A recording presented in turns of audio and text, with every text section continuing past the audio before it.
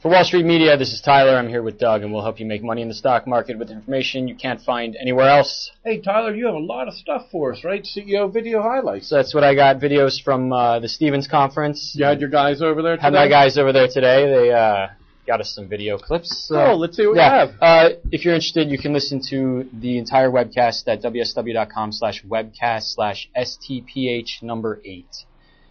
So what we got? We got the first video is Bradford Antle. He's the president and CEO of SI International. Their ticker is SINT. He discusses the company's 4 points with urgent national priorities. Let's take a look. We're still focused in the 4 areas where we see the government spending money. IT modernization.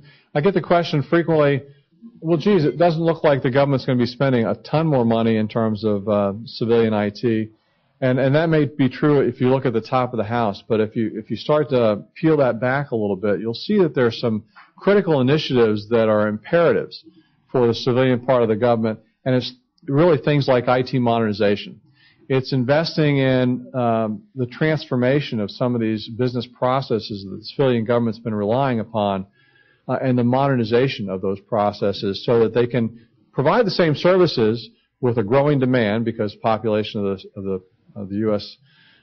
Is growing and the number of government workers is shrinking. So they have to provide more efficient based services, and it's through the modernization of those processes. It's going to be dependent on companies like SI International to provide that kind of service.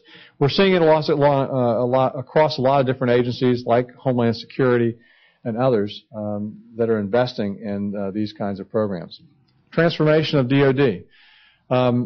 You have to read the tea leaves, but depending on whether it's a Democratic or a Republican administration in 2009, I think you're going to see less spending on platforms, more spending on IT to sort of reduce our spending level in defense, but also still continue to provide our troops with the most powerful capabilities when they do have to go to the field.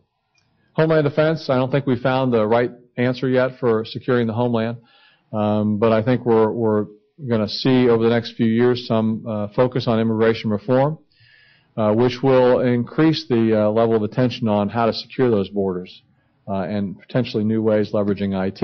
And finally, mission critical outsourcing. Everybody agrees that the federal government's retiring in record numbers, that they're not replacing those skills, yet the missions they have to support remain. So between both modernizing the IT and outsourcing some of those business processes, I think that's going to be the answer to the solution, or the solution to their problem. All right, we've got another video here for you from the Stevens Conference. This coming up is Craig Storr. He's the Director of Corporate Development and Investor Relations of FLIR Systems. Their ticker is FLIR. And in this video, he discusses the company's cooled and uncooled technologies. Here you go. So what is infrared technology? I mean, for those of you who aren't aware, you have the electromagnetic spectrum. So it's all the wavelengths of rays that we see. We see the visible portion of it, which is a very narrow piece of it. And as you go to the right of what we can see, when you get past the color red, you get into the thermal portion or heat, which is infrared. We can feel some of that with our bodies when you feel warm temperatures, but you really don't have a really good idea of what the exact temperature is. What our technology does is it allows you to read and understand what the temperature is of everything in the world today. Everything emits thermal energy, even ice cubes, everything above 0 degree Kelvin. So with this technology, you're able to look at a wall, you're able to look at an electrical circuit, and you're able to identify what that temperature is. And the important thing is the relative temperatures between objects. So you can also then turn those temperatures into visual images. The technology is also, I'd like to mention, is completely passive. So we're not, from our systems and our cameras, we're not emitting anything to get visible light back. We're just reading what is already naturally occurring all around us. And there's 2 different types of technologies that we use. There's a cooled technology and an uncooled technology. I won't get into a lot of detail about them other than to say, we're a vertically integrated company, and these 2 technologies are in all of our products. The cooled technology is more of think of it as the high-end, ultra-sensitive technology. It's used primarily in government applications. And then you have the uncooled technology, which we are a very strong leader in, and this is really what's driving the volume of business that we're doing today, and ultimately will lead us into more mass market applications. So what's the ROI for infrared technology? Why do people buy it? We see this in terms of three major areas. First and foremost is the technology saves lives. And this is really why this technology was developed in the first place many, many years ago. And when you talk about security and search and rescue and firefighting and those kind of applications, it really has a track record of saving lives. Lately, things like force protection for our troops in Iraq and Afghanistan. It's been a very, very valuable tool for them, and they come and tell us that it's saved lives in the field. The second piece is the more traditional ROI, the saving money. When you look at the different segments we're in, one of them is related to the temperature measurement piece, and we sell to industrial applications. They use this for preventative maintenance. They use this for reducing energy consumption. So when you basically can use infrared technology and you can see through walls and you can see where you have heat or energy dissipating where maybe it shouldn't be, you can identify that quickly with our technology and fix the problem and save the money. So it's a very, very good ROI, especially in times now where you have energy as expensive as it is. The ROI for our products gets even greater. All right, we've got one more video for you. This is Joel Moskowitz. He's the president and CEO of Ceradyne. Their ticker is CRDN. He describes the company's current position in the industry and explains the products that they offer. Here you go. These are some of the products. Much of them I've mentioned. By the way, we're the inventor of ceramic orthodontic braces, so you or your kids don't have to look like metal mouth or brace face or railroad tracks. It's a very good product. It's called Clarity. It's sold exclusively by 3M Dental Products. And then we make a host of other industrial products, as well as we're clearly the leader on the body armor. Some of you know that the current armor system is called ESAPI, Enhanced Small Arms Protective Inserts.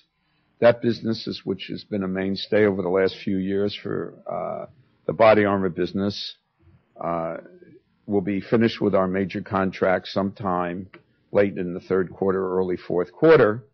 And then we anticipate another new product line called XSAPI. That's a program that has been delayed multiple times, the original bid. It was bid finally on February 13th. We expect to see orders placed in the late summer, early fall, and we expect to be shipping XSAPI to the United States government for a long time. It'll be a 5-year procurement. We expect there to be multiple awardees. We also expect that our capacity and track record of the past will allow us to have the lion's share of XSAPI.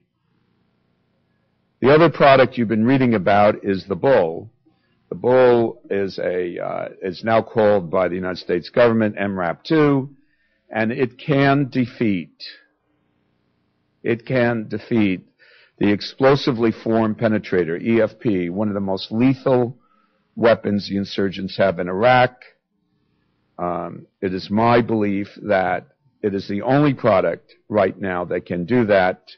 Whether that will go into production or not will be decided in the next few months. We are doing very well in the testing. It uses an Oshkosh truck chassis, an MTVR, of which they've made 10,000 for the U.S. Marines. It's a terrific program. The wheels have independent suspension. It can go off-road, and it meets the requirements of the government. We are not in production, although we meaning Team Bull, which is 3 companies, Oshkosh, Ceradyne, and another company in Washington area, Ideal Innovations, did receive an $18 million contract to build 6 of these. We delivered them early this year, late last year. They're undergoing testing now, and we're very comfortable with the results. All right, beautiful. I really like that guy. Yeah. He's a good guy. He's the kind of guy like we are, where we sit around, and he says he was sitting around a table in California in 1967, before your time, and said, He had $5,000. He said, I think this is going to be cool stuff, and I can do neat stuff with the ceramics, and started the company. That's awesome. Apparently, he's a pretty bright fellow and was right on the money. That $5,000 turned into $1.1 billion. Yeah. Is their market cap. And you know what I saw earlier? FLIR Systems was up quite a bit today. Everyone must have liked what he said. They hit a new 52-week high. Beautiful. Yeah, pretty good job there, Tyler. Not bad. Don't forget, you can see these entire webcasts at wsw.com/webcast/STPH and then the number 8. And I thought you looked at me because you forgot. I almost did. And click on the feedback button if you own these stocks and let us know what you think about those. Leave us a sentence or two. And do you got anything else? No, thanks very much, Tyler. Thank you very much. You were here every day at WSMCO.com. Thank you.